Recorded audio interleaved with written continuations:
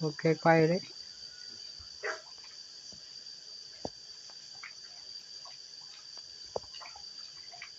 Để mạnh lên được ra.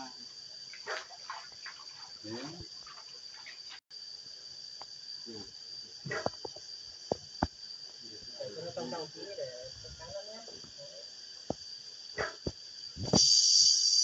Con đồng vàng cái đẹp nhỉ?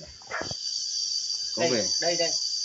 có vẻ nuôi con Trông con trắng trông đẹp hơn mà. không, nói về đạo Phật là phải màu vàng. Đây cái con này. Đây chứ, đây này. Đây mới là giống này. Con này cũng vàng đẹp. Quay. Ok. Vẫn đang có. Đỏ không đẹp gì vàng.